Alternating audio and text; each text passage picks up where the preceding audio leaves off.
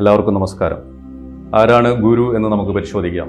നിങ്ങൾക്ക് നല്ല ഒരു ചായ ഉണ്ടാകാൻ പഠിപ്പിക്കുന്ന ഗുരു മുതൽ ഭൗതിക രംഗത്ത് ജീവിതത്തിൻ്റെ വിവിധ മേഖലകളിൽ പല പല ഗുരുക്കന്മാർ ഉണ്ടാകും. നിങ്ങൾക്ക് അവരിൽ നിന്ന് കിട്ടിയ ചെറിയ അറിവുകൾക്ക് പോലും എപ്പോഴും അവരോട് നന്ദിയുള്ളവരായിരിക്കുക എന്നുള്ളതാണ് നിങ്ങൾക്ക് വേണ്ട ഏറ്റവും നല്ല ക്വാളിറ്റി.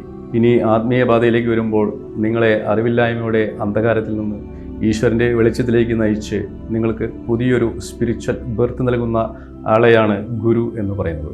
അത്തരത്തിലുള്ള ഗുരു ശിഷ്യരുടെ പൂർവ്വ ജന്മകർമ്മങ്ങൾ മനസ്സിലാക്കി അവരുടെ ഭൂത വർത്തമാന ഭാവി കാലങ്ങളെ അറിഞ്ഞ് അവരുടെ ആത്മീയ ജീവിതത്തിലും ഭൗതിക ജീവിതത്തിലും ബാധിച്ച അവിദ്യയെ നെല്ലും പതിരും എന്ന പോലെ തെറ്റും ശരിയും എന്താണെന്ന് ശരിയായി മനസ്സിലാക്കി കൊടുത്ത് പരിശീലനം നൽകുന്നു.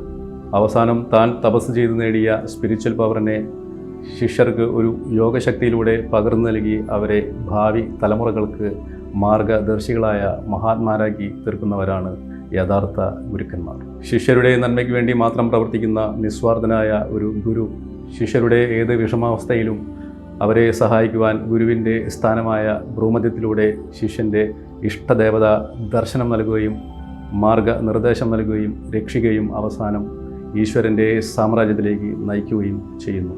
ഭാരതത്തിൽ നൂറ്റാണ്ടുകളായി ആചരിച്ചു വരുന്ന ഗുരുശിഷ്യ ബന്ധത്തിൻ്റെ ചുരുക്കത്തിലുള്ള സന്ദേശമാണിത്. ഗുരുശിഷ്യ സമ്പ്രദായത്തിൽ ഈശ്വരനെ അറിയുവാൻ ഭാരതത്തിൻ്റെ ഏറ്റവും പവിത്രമായ വിദ്യയാണ് ക്രിയായോഗ. ക്രിയായോഗയെക്കുറിച്ച് അറിയുവാൻ ഇതിൽ കാണുന്ന നമ്പറിൽ ബന്ധപ്പെടുക. ഹരി ഓം തത്സത്.